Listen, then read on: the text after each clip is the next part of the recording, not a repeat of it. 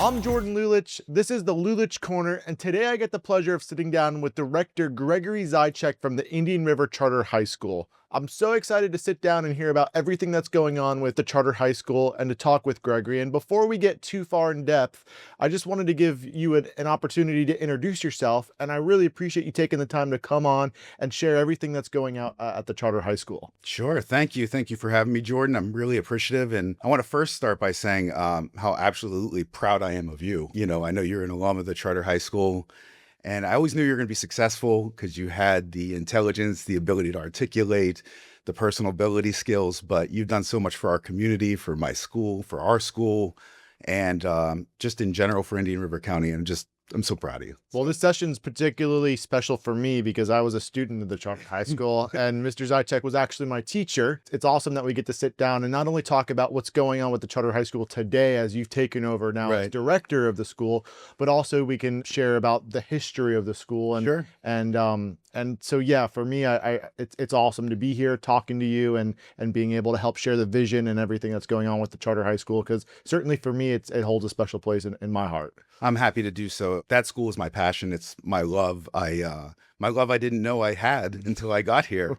I moved from Pittsburgh 15 years ago with the intention of coming to Indian River County for 2 years and getting experience and going back.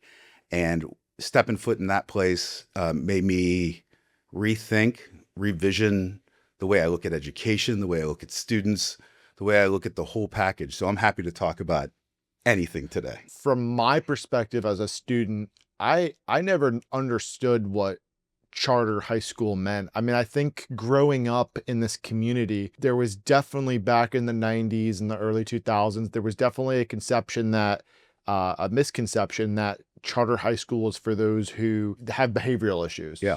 Or those, that just don't fit into public school system. Sure. So is that the reality? Is that what charter was? And is that what charter is? Or what is a charter high school? Yeah. So a charter high school, more than anything, is a school of choice. The state of Florida has been on the forefront of choice in education, something that I didn't really recognize until I got here.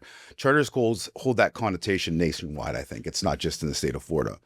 But Florida in particular jumped all in the 90s and early 2000s for school choice. And so a charter high school is a public high school. It's funded by taxpayer money and it's tuition free for all students to attend. However, in a different way, it's governed by, as you know, a board of directors that are, for us, community members. Mm-hmm. Other charter schools are corporate charter schools. They're running a model that's more based off of corporate America. But Indian River Charter High School is a mom and pop. It's one of the last mom and pop charter high schools in the state and one of the most successful ones. So it's governed by just volunteer community members, such as yourself. Yeah. They care about our community, care about education, care about kids, and caring about making a difference here. From my perspective, I think one of the awesome aspects of Indian River Charter High School is the culture. There's really a zero tolerance for fighting, for drugs, for drinking. And I don't know of another school that has as strict, especially for public school, and maybe even arguably private school, that has as strict of a policy where it's zero tolerance. You're in a fight, you're out. You bring drugs on campus, you're out. You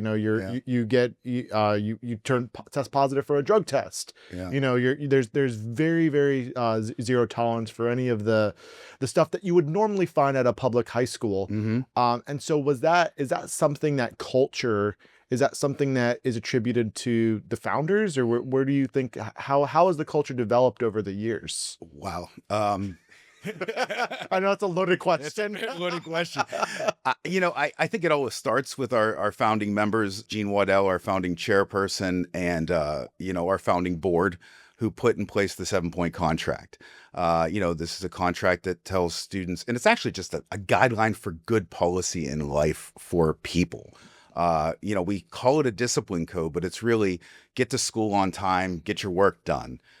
Make sure that you fulfill your requirements in, your home base, which I'll talk about in a second.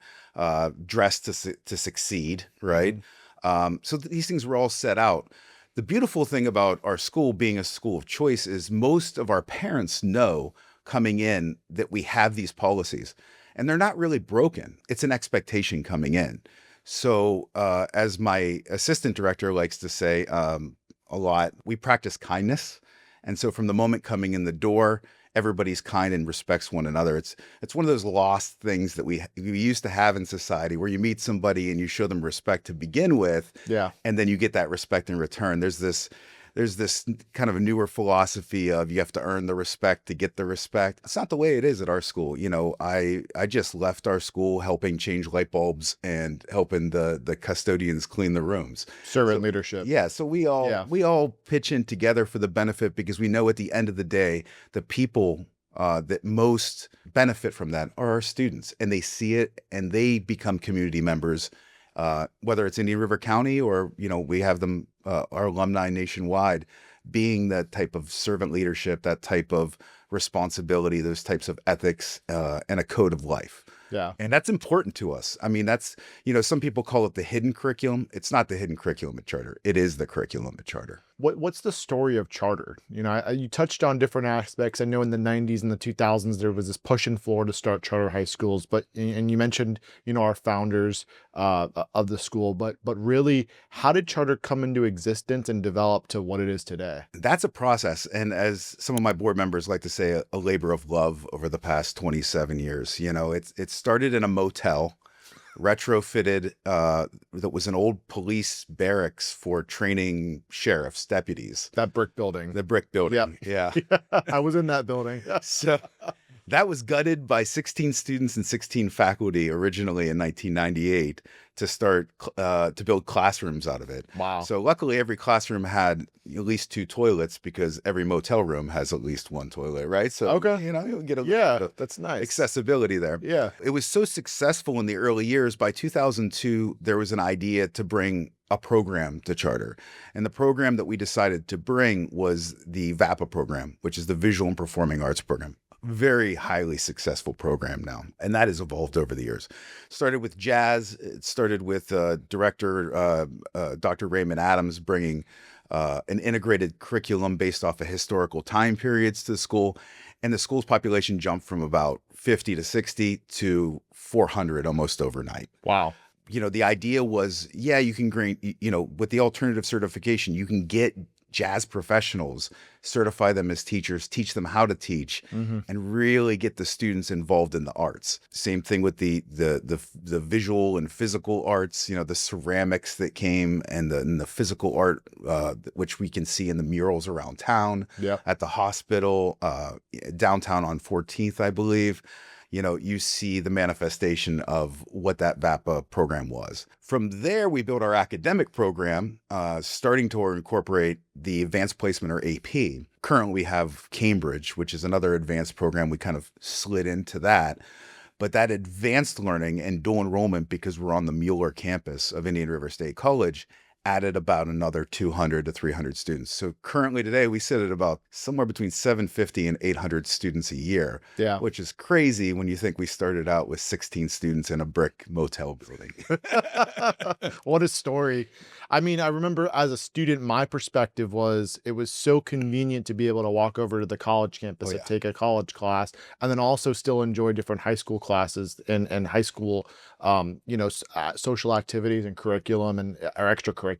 So that convenience of being literally right on the campus for Indian River State College, I think that was phenomenal. But man, if you haven't been out to the charter high school, you got to go drive by. Can you talk a little bit about the latest project 2 to 3 years ago on what was constructed out there? We've been building almost every 2 to 3 years. We added an outside performance venue called the Dome, which we do our annual VAPA fundraiser, which is a dinner show. Phenomenal too. In November.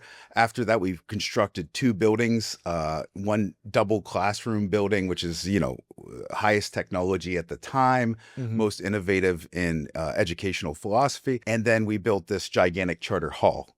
We built this in 2020 during COVID. Luckily, the COVID shutdown gave us construction time. So the construction was supposed to take 18 months. It took 12. Yeah. But unfortunately, we had a pandemic. but beautiful. I mean, multi-million-dollar building, beautiful facility, Amazing. beautiful classrooms. I mean, altogether, it Um, was a phenomenal job that was put together, and it really, really enhanced the campus. And it's, I mean, it really it's substantial. I mean, just driving sure. by, it's really an impressive facility. So if you haven't been out there, when I went there, we were in little trailers. And now it's crazy to see these huge two-story buildings and this Yep. gigantic charter hall. And it's really, really amazing to see the growth and how everything's developed out there. The Charter Hall has been a tremendous asset to the community too. The sheriff's debate happened there last year. Yep. We have community events occurring all the time. Although, I'm a little bit of a spoiler, we're planning on retrofitting Charter Hall to be one of the most innovative black box theaters That's right. in the Treasure Coast, maybe even in the from Daytona Beach to West Palm. Yeah. It's going to be an amazing technological facility with the back of the stage being a digital set, which the students will program. Yeah. Digital sets to interact with the physical sets during plays. The lighting work and the sound work's being done by an architecture firm called MKC out of Columbus. They are on cutting edge. They do things nationwide. So we're extremely, extremely excited about this. And this is actually the first time we talked about it publicly. So Okay. yeah. Wow. You guys are first to hear about it. So I know a lot of people associate charter with being a performing arts school. Sure. Right. And so they say, oh, well, I'm not into jazz. I'm not into acting. I'm not into dance. I'm not into art. Charter's not for me. Right. You mentioned you threw a couple hints about this new Cambridge program. Mm-hmm. And so what is the Cambridge program, and how does that really enhance the academics for students at the Charter High School? Sure. It's funny. I just had a deja vu for a second because I think we had this conversation about a decade or two ago because you were an academic student. I was. And there was a lot of visual and performing arts, and they were getting a lot of the attention. And I think we just had this conversation, Yep. not so long ago. But there's so much more to the charter school. We're very proud of our performing arts, but in the sense of the academics, we sink everything into our core program, which is home base. And I think, especially if there are families listening that have high school students, a lot of the schools, public, private, they're geared straight towards academics only, or performing arts, or they have these niches and they throw everything they got at it. We throw everything we have at our students. And it starts with our core model of home base, which, as you know, every student, I kind of describe this like the Hogwarts sorting hat, right? As soon as they come into the school as a freshman, gets sorted into a home base by random happenstance, right? Yeah. And they have to learn community through this. Home base is a physical space next to every teacher's room at Charter. They're responsible for 25 students from 9th grade to 12th grade, mentoring them, making sure we call it the kind of the CAPE aspect of things. We make sure that they are, growing creatively, growing academically, taking dual enrollment, or as you said, the Cambridge classes, which lead to a Cambridge international degree, which gets them amazing benefits in the state of Florida.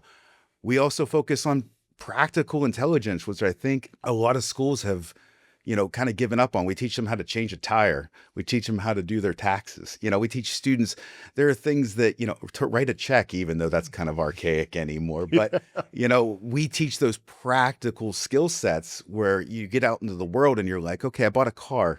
Okay, what do I need? I need car insurance, right? Right. And, a lot of schools, they're focused on, okay, let's get these kids into a 4-year school, into UF, FSU, which we love. We do that all the time too. But we also want you to know when you get to FSU, how to go pick up your groceries, what groceries you're going to need, how to manage your apartment in college and beyond. Life skills, practical skills, street smarts, basically. But then there's also support for actually helping get students into those schools too, and trying to get scholarships and understand that process. Because I remember as a student, that process starting your junior year is completely overwhelming. You've got applications and scholarships and different schools and what do you want to do with your life, and take this test, and like there was so much to it. And so there's a whole class designed just to help students with that. There is, and that class has become extremely important and a crucial part of our school, given the fact that tuition has just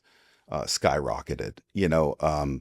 UF had an 8% acceptance rate this year, and Wow. we had at least 7% of, or sorry, I think we had 10 students get into UF, That's which awesome. is great, Phenomenal. Yeah. right? But UF is a state school. You think there'd be a bigger push to get in there. Right. Our senior seminar class meets, and we have an excellent instructor that goes over FAFSA, that goes over scholarship applications, that goes over even private grants, and tries to find those little nooks that really define how to finance your way to a Stetson and to an Embry-Riddle, Mhm. but also to USF and to UCF, right? More than that, if you're not four-year bound, we help them with the Promise program in Indian River State College and find what they like, what they're attracted to as a profession. Because if you don't love what you do, Right. Not everybody's the right fit for college, and there's a way to be self-sustainable without a college education. Sure. And there's a path for that for people at the charter high right. school. And we also don't want them to just go in and pick a major and not have a life plan after. So Right. they got to develop that whole life plan. Okay, I'm going to do 4 years as a history major, like me. But nobody told me after that 4 years, how do you transition that into either transferable skills for the corporate world, or what are you going to do with a history degree in 2025? So Yeah. that class helps there too. Well, we covered a lot. We're out of time. Okay. I really appreciate you coming on.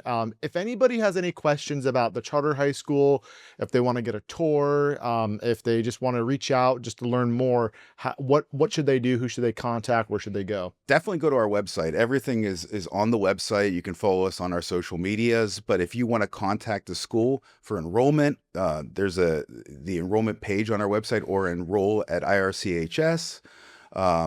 Or you can just call me. That's the way we work at Charter. Is there's no levels. You can just email the principal, and I'll get you where you need to go. Well, thanks for listening. This is the Lulich Corner, and we'll see you next time. Thank you.